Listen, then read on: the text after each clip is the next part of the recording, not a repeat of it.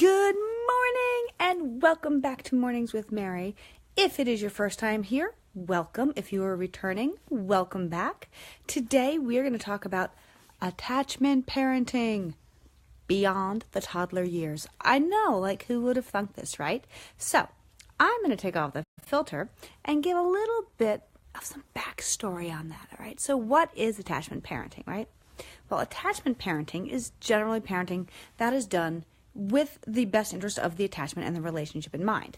Now, that being the case, what does attach mean? To have trust, to have a bond, right?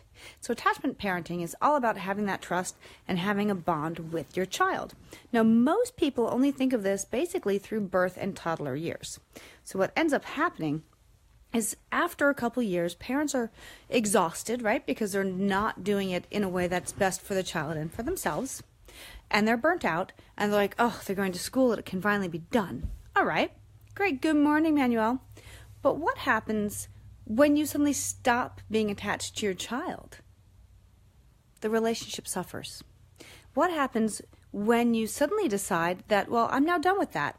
Well, trust isn't just built the first 2 to 5 years of someone's life. It needs to continue throughout.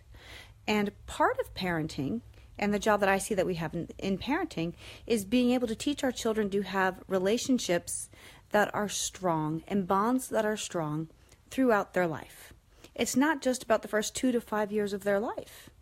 So what do you do and how do you continue to have this attached relationship and bond with your child? It's actually kind of pretty easy. Believe it or not, you respect them.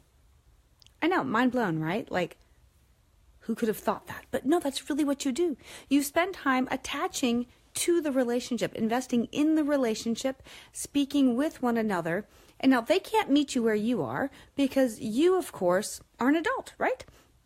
They've never been an adult before, but you've been a kid before. Good morning, Becky. And so therefore, there's the ability to nurture that relationship. When you talk with your child, when you attach with them, when you really sit and listen to them, that means you have to put yourself to the side. You have to put your ego to the side. And how many of us enter into parenting with pain, with hurt, with ego? I can't tell you how many posts I read every single day that a parent is fearful of something that their child is doing. And it's not something that really should be fearful. Okay, they're fearful because their child isn't going out as much as they want them to. Okay, but that's your need, not your child's need. Attachment does not sound healthy to me. Respect is, yes, exactly, but it's not called respect parenting. Actually, what I prefer to do is something called conscious parenting. And to me, I use the word attachment parenting because that's something that most people are familiar with for the first few years of a child's life. You co-sleep, you spend time with the child, you try to meet all of their needs so that you build a basis of trust. And that is very, very important so that they know, rather than trying to let them cry it out, which I don't know if that's a big thing in Germany, but it sure is here in America. It's called sleep training. I don't know, I'm 46, I'm still trying to train myself to sleep. It doesn't always work for me. But conscious parenting is really, is really about being conscious of what motivates us. Are we moving from fear or are we moving from love? And when you move from love rather than fear, you have the ability to connect with your child where they are. It's not all about you.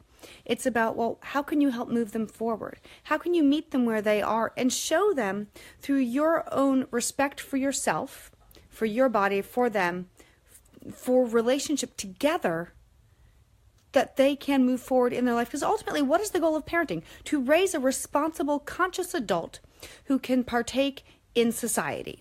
Whatever that means for them, right? Isn't that the whole goal of parenting? The whole goal is not, at least for me, the whole goal is not to raise a little minion. No. My whole goal is to raise independent thinking children, in my case they happen to be female, who believe in themselves, have trust in relationships, have trust in themselves, and can read signs to say, hey, this is a healthy relationship, this is an unhealthy relationship, this is good for me, this is bad for me. And how else do you do that but being conscious in your relationship with them? Consciously thinking, if I react this way, what is my ultimate goal? What do I want them to do? I mean, how many times do we, with our spouses, raise adults who can work and contribute to society? Exactly, Becky. In whatever way that works best for them, right? So how is it when we react, when we get all upset, when we get angry, and it happens, we're human, all right? They push our buttons, and Lord knows they really know how to push our buttons. For me, what I stop and 9 out of 10 times think is, what ultimately do I want them to walk away from with what I'm saying? Do I want to degrade them and make them feel less, or do I want them to learn? And what do I want them to learn, and how do I want them to learn it? Because you see, people really don't remember 9 out of 10 times what you said, but they sure as hell remember how you made them feel. So I'm really, really conscious of my actions, of my words, of how I say things. Now, sometimes I fail and I stick my foot right in my mouth.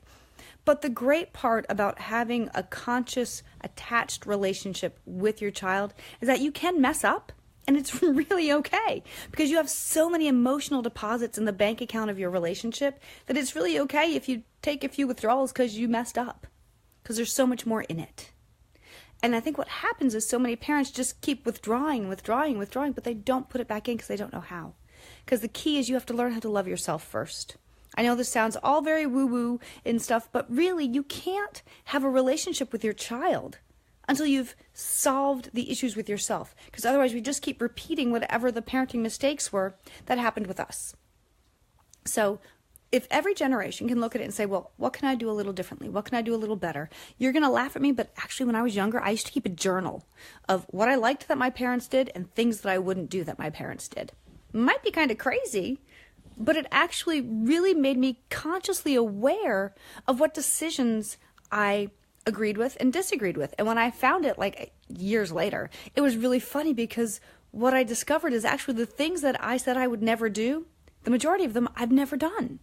I have said because I said so, but I think like twice. But because it was a life or death situation and you're going to do it because I said you need to do it, I'll explain it later. But when we get into a relationship with our children, which is all about us and about our ego and what we want, and we start moving from fear rather than love, we don't have the ability to listen to them, to actually hear them and what their needs are. Now, I'm not saying we don't have needs of our own, that they shouldn't meet our needs. Not at all. You see, a conscious relationship and an attached relationship respects both sides, people. Respect is a two-way street. You don't just keep giving respect if you're not gaining respect, if it's not being given back to you. That's that deposit, in and out. Here, hold on, my lighting's a little bright here. I'm sitting here in the sunshine. My cover broke, so I have to hold you by hand. But think about this, okay? So if you are in a relationship with your child, what is it that you want them to do? Who do you want them to become? And how can you set about doing that? Because if the truth is you're looking for them to be checkbox people, then that's how you're going to have your relationship. It's all going to be about following rules, right? Do what you're told. Fill in this box, check it off. And that's fine if that is authentic to you and to your child. I don't want to say you can't have a relationship that's inauthentic. If that's who you are, then that's beautiful. And that's moving from a place of consciousness from you. But if your goal is to have people who think for themselves, that's a completely different thing. And that takes some more thinking. It takes some more attachment. You really need to know where they're coming from and where you're coming from. Because let's be honest, parenting is more about you than your child. I know that sounds probably really crazy, but it's true. It's more about your fears, where you hide, and where you hope to make changes. We say it's about our child, but is it really? In some ways, it's done to them rather than with them. And I think that's where most parents in traditional society really have a hard time with it, because they parent to their child. They talk to their child. They talk at their child. They don't talk with, because they were never spoken with themselves. So how can you do what you've never seen, right? Isn't that what most of us are like, how can I do this? I've never seen it. I have no idea. You read. You watch. You observe other parents that you respect. You go through and say, oh, that sounds kind of good. I could do that. Or you read different books and you take what works for you and you leave the rest. You don't have to take everything from one place. Take bits here and bits there and do what works best for you and your child. But make sure the goal is always that you are looking to keep the relationship healthy and full of communication. And communication is, again, a two-way street. It's like respect. If you think your child's talking back to you, chances are they're having an opinion. An opinion is really an okay thing to have. But you want to make sure, as they get older, you listen. And you listen to understand. You don't listen to respond. And most people just listen to respond. I know I've done it. I'm sure you've done it. But try to read between the lines. Understand that their behaviors are communication. And sometimes you have to kind of dig through that communication to find out what they're really trying to say. Because isn't it like that with all humans? I mean, whether they're a year old and under or 50 and older, all of our behaviors are communication. So what are you going to communicate today? How are you going to communicate today? Are you going to be aware of what you're saying, how you're standing, how your words are sounding? Are you going to move out of fear? Are you going to move out of love? Are you going to move out of both? Sometimes you can love them and be fearful. But what is your motivation? How are you going to spend time today being conscious of the attachment in your relationship so that you can nurture it rather than bring it down and defeat it? So that's what I'm going to leave you with today. I have got a whopping headache. Both, yes, sometimes love and fear is exactly the same thing, yes. But sometimes you got to really realize, Becky, that oh yes, I see you, sweet girl, that it's, if we lay the fear down, we leave more room for being able to see and to hear and to understand. And that's easier said than done. I know that. Lord knows I run around with my own fears. I think I have a flag that's called fear, and I run around with oh my God, I'm so scared of this. And I have to remind myself to put the freaking flag down, right? Because it's not serving me. It's not serving my children. And really, what's the worst thing that's going to happen? If the worst thing that's going to happen happens, then I'll deal with it then. But don't waste your energy trying to invest in something that is dysfunctional, something that is hurtful, something that is painful. And a lot of parents just keep fighting and fighting and fighting and fighting. You don't need to fight. You just need to communicate. And really, that's what attachment parenting, conscious parenting is. It's learning to attach a conscious behavior to our parenting so that it is clear, that it comes from a place of clarity, not a place of muddiness. Does my sweater have a hood? Oh, heck yeah, girl, it sure does. You ready for this? I love this thing. And it's fuzzy all the way down the arms. See? I think it's a pretty color. And when you've got a rockin' headache, sometimes you just want to be all snuggly, and I think I look very Russian now. I shall have a babushka. But yes, it has a hood. I'm a big sweatshirt person. If it wanted, I would have sent them to school. Right, exactly. All right, so, when you really think about what you want with them, think about how you talk with them. How do you interact with your children? What is your goal? Sometimes my goal, quite honestly, is just to get through the moment. I mean, I've got 2 kids with severe anxiety, severe. I'm thrilled that Sarah's going to be 11 in 16 days and she fell asleep in her own bed without me last night. Yeah, okay. That was my big highlight of my day. And Elizabeth went off and spent the night with her boyfriend. All right. And she's able to do that. So can you sew the hood? Yes, I can show the hood again. Yes, here you go. I will even leave it on for you, Enrique. What do you think? Is that good? There we go. So when we talk about attachment parenting beyond the toddler years, it's really about the relationship. It's about communication. It's about being conscious, because once you're out of the toddler years, you can start to really understand your child better, understand yourself better. You get more sleep. That's helpful too. And really look at the relationship.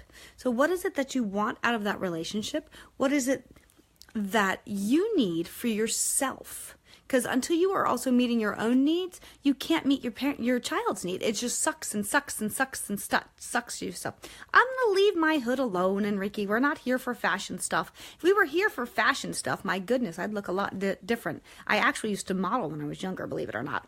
So, but I don't have all the fashion sense. They just did it for me. They did all my hair, my makeup, and my clothing, which was really nice. But anyway, so here's the thing, all right? To get back to attachment parenting, to get back to relationships, be conscious of what you're doing. Be conscious of your body language, of your words, and of your goal of that conversation. No, we're not sitting here just keeping my hood on. Dude, chillax about the hood. Go get yourself a hood. It's okay. So, anyway, have yourself an awesome, awesome day. Move forward with love and not fear, and I will see you tomorrow morning. Bye-bye.